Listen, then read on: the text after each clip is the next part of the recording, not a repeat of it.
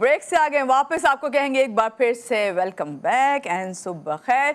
और जनाब, आटे की कीमतें आज से नहीं, हम काफ़ी दिन से सुन रहे थे कि आटे की कीमतें जो हैं उनमें इजाफा होता जा रहा है। मुल्क भर में एक बार फिर से जितनी भी ये अशिया खुर्दोनोश हैं उनकी कीमतों में तो इजाफा हुआ है, लेकिन इस वक्त काबिल जिक्र आटा ही है जिसमें 20 किलो के थैले पर 300 से 400 रुपये तक का इजाफा, यानी कि 300 से 400 फ़ौरन आप 100 रुपये जो हैं बढ़ गए। तो एक गरीब आदमी फ़ौरन सोचता है कि भाई ये क्या है, अभी तो मैंने 300 का लिया था, अब ये 400 रुपये हो गया। सवालिया निशान है। कराची और इस्लामाबाद में आटा सबसे ज़्यादा महंगा है। लाहौर का मैं पढ़ रही थी कि वहाँ पे जो है कुछ उसके खिलाफ एक्शन लिया जा रहा है कि प्राइसेस क्यों बढ़ी हैं, किस तरह कंट्रोल की जा सकती हैं। फिर जब ये प्राइसेस बढ़ती हैं तो एक गरीब आदमी जो ख़ास तौर से मज़दूर तबका जो नान के होटल्स हैं उधर से लेता है खाने के लिए रोटी, तो वो अगर 30 से 40 रुपये हो जाए, क्योंकि मुझे जहाँ तक अंदाज़ा है कि 30 रुपीज़ तो मैंने ली है, अब उसके बाद अगर वो 40 पे हो गई तो वो ये एक लम्हा फ़िक्रिया है। आखिर क्या वजह है, कौन लोग हैं जो ज़ख़ीरा अंदोज़ी कर रहे हैं? जहाँ हम ये कहते हैं कि हमारे यहाँ तो गंदम की पैदावार जो है वाफिर मिक़दार में होती है, तो क्या वजह है कि इसमें कमी हो रही है, क्यों ज़ख़ीरा अंदोज़ी की जा रही है, और क्या ये भी रीज़न है कि जो क्लाइमेट चेंज आया है, ये भी जानेंगे। हमारे जो गेस्ट हैं पहले उनसे आपका तारुफ़ करवाऊँगी। हमेशा हम इन्हें बुलाते हैं और इनसे सवाल करते हैं और मेरा ख्याल है कि हमें सेटिस्फाइड करके जाते हैं, मगर थोड़े दिन के बाद कभी चीनी की कीमत बढ़ जाती है, कभी दालों की कीमत बढ़ जाती है, कभी कमी पे आती है, तो वो हमारी मार्केट में कम रेट क्यों नहीं होते, ये भी सवालिया निशान है। इनसे हम पूछते हैं। हमारे साथ इस वक्त मौजूद हैं अब्दुल रऊफ इब्राहिम साहब। आप जानते हैं कि चेयरमैन कराची होल सेलर्स हैं और ग्रोसर एसोसिएशन के चेयरमैन हैं। इनसे जानते हैं, पूछते हैं कि भाई ये क्या वजह है, कीमतें जब बढ़ती हैं वो तो हमारे सामने आ जाती है, लेकिन कम होती हैं तो फिर क्यों नहीं कमी महसूस होती। अस्सलाम वालेकुम, कैसे हैं अब्दुल रऊफ साहब? पहले तो सुबह खैर, आपको बहुत शुक्रिया कि आप आएँ। और आप कहते हैं जब भी कोई बात होती है महानूर आप बुला के सारे सवाल ही मुझ पर करती हैं। असल जो रीज़न है मैं बताने की कोशिश करता हूँ। तो आज आप ये बताइए, सबसे पहले तो चीनी पे अभी थोड़े दिन पहले हमने बात की थी, उसकी भी कीमत वहीं की वहीं है और बल्कि मैंने सुना कि बढ़ गई है, मगर आज ये आटा, इसका बहरान इतना हो गया है कि कोई गरीब लेने भी जा रहा है तो वो उसको मिल भी नहीं रहा है। देखिए, आटे का बहरान हमने खुद पैदा किया है।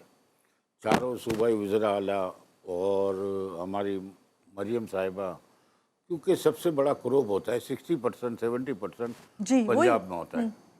जब आप ये कहने के लिए हमें बहुत ज़्यादा तकलीफ़ भी है कि ये हम क्या कर रहे हैं। देखें, प्रोक्योरमेंट इनको करनी चाहिए थी, क्योंकि काश्तकारों को, हारियों को, जो ज़मींदार हैं, जो निचला तबका है, वो बहुत ज़्यादा परेशान है। उनके घर में राशन नहीं है, उनके घर में कपड़ा नहीं है, उनकी बच्चियों की शादियां नहीं हो रही हैं, उनके जो ज़मींदार हैं वो कर्ज मांग रहे हैं, तो वो नया बॉय कैसे करेगा। खाद इतनी महंगी, डीएपी महंगी, यूरिया महंगी, बिजली 55 रुपये यूनिट। दुनिया में जब ऐसे क्लाइमेट का मसला आता है या फसलों के लिए होता है तो उन पे बिजली के यूनिट का बहुत कम रेट किया जाता है। जैसे दूसरे मुल्कों में 10 रुपये यूनिट है, तो यहाँ 55 रुपये यूनिट कहाँ अफोर्ड कर पाएगा। और जब इनकी कॉस्टिंग जब काश्तकारों और ज़मींदार की जो हुई तकरीबन 3300 रुपये मन, तो उनको 2200 रुपये में फ़रोख्त कर दिया गया, क्योंकि उनको सपोर्ट प्राइस गवर्नमेंट ने नहीं दी। प्रोक्योरमेंट इस साल लाजमी करनी थी, क्योंकि क्लाइमेट चेंज है पूरे पाकिस्तान में ही, यानी बारिशों का सिलसिला बंद नहीं हो रहा, बल्कि वर्ल्ड में क्लाइमेट चेंज है। तो हमें ये एहसास करना था, उस टाइम ये फैसले दुरुस्त नहीं हुए। सही मेरा कहने का है, वो दानिशता नहीं किए उन्होंने, यानी सोचा होगा, कुछ मुज़ाकरात हुए होंगे, लेकिन वो मुज़ाकरात के लिए भी सोच होनी चाहिए कि हमें बेसिक आइटम क्या चाहिए। तो बेसिक चाहिए रोटी। अगर कितना भी भूखा हो, सालन होगा तो रोटी के बगैर गुजारा नहीं होगा। वो कुछ भी नहीं है किसी के पास, तो रोटी और उससे खा लेगा। तो इस पे तो प्रोक्योरमेंट लाजमी होनी चाहिए और इसके प्राइस भी फिक्स करती गवर्नमेंट, सपोर्ट प्राइस देती। यानी पिछले साल अनाउंस किया 3900 रुपये मन, तकरीबन आप समझ लें कि ये 95 रुपीज़ की करीब उन्होंने अनाउंस किया था। लेकिन मरियम साहिबा ने ये कहा कि इस साल हम गंदम वालों को, काश्तकारों को नुकसान नहीं होने देंगे। ठीक है रऊफ साहब, अभी आपसे मैं मजीद बात करती हूँ। आपने बिल्कुल सही कहा कि एक इंसान गरीब से गरीब जो है, उसके पास सालन नहीं है, कुछ और खाने को नहीं है, लेकिन जो है वो पानी से किसी तरीके से भी रूखी सूखी रोटी ही खाएगा और रोटी उसकी डिमांड है कि भाई रऊफ साहब आटे की कीमतें बढ़ी, दालों की कीमतें बढ़ी हुई हैं। कमी भी थोड़े दिन पहले हमने सुना था कि हुई दालों की कीमतों में, लेकिन हमारे सामने नहीं आई। शुरू में मैंने ये बात की, अभी आप ये सब बात कर रहे हैं, मैं इससे एग्री करती हूँ। क्लाइमेट चेंज है, फिर इतनी बारिशें हुई जिसकी वजह से फसलें उस तरह से नहीं हुई, फिर हम सबको आजकल इतना टेक्नोलॉजी आ गई, सब कुछ पता होता है, पहले से फोरकास्ट आ जाती है, पहले से पता होता है सैलाब भी आएंगे, बारिशें भी होंगी, फसलें भी तबाह होंगी, काम नहीं हो पाएगा, हर चीज़ जो है महंगी से महंगी होगी। मगर साहब मुझे याद पड़ता है एक ज़माना था, हमारी गवर्नमेंट जो है पहले ही फैसला किया कर लेती थी, किसान रिलीफ पैकेजेस जो है बनाए जाते थे, ये सब कुछ होता था। तो अब ये तमाम चीज़ें, जितनी टेक्नोलॉजी आ गई उतनी ये चीज़ें ख़त्म हो गई, उसकी क्या रीज़न है? देखिए, आपने जो सवाल किया ना, ये मुझे चाहिए था, ज़रूरत थी मुझे। अच्छा, कि आपने किया, बहुत अच्छा, मैं आपका शुक्रिया अदा करता हूँ कि क्लाइमेट का पहले ही बता दिया जाता है। यानी वर्ल्ड में अब डिजिटलाइज दौर है, साल भर बाद का भी बताते हैं, 2 साल का भी बताते हैं। मुझे आप ये बताएं कि जब मार्च के महीने में ये फसल खड़ी थी जी। उस टाइम बारिशें नहीं हो रही थी। मार्च, अप्रैल, मई बारिशें नहीं थी। अब वो जो ज़मीनों पे माल पड़ा है, वो अगर खुदा ना खास्ता अगर बारिशें हो जाती तो तमाम ज़ाया हो जाता, यानी काली गंदुम हो जाती। मुझे आप बताएं कि अगर प्रोक्योरमेंट चारों सूबाई वज़रा आला करते तो आज ये लम्हात नहीं देखने पड़ते। हमें 3300 रुपये में अगर उनको प्राइस भी दे दिया जाता, उनकी कोस्ट टू कोस्ट में हो जाता, तो आइंदा के लिए फसल भी उगाएंगे। अब मुझे ये बताएं, आप ज़ख़ीरा कंदोज़ की बात कर रही थी, आप देखें जब आप फ्री मार्केट कर देते हैं तो इस पर कदगन नहीं लगाई जा सकती। जब आप फ्री मार्केट, आप कोई सपोर्ट प्राइस भी नहीं दे रहे तो फिर फ्री मार्केट है, जो जितना चाहे स्टॉक करे, कोई मना तो नहीं लिखा हुआ, किसी कानून में नहीं लिखा हुआ, फ्री मार्केट कोई भी रख सकता है।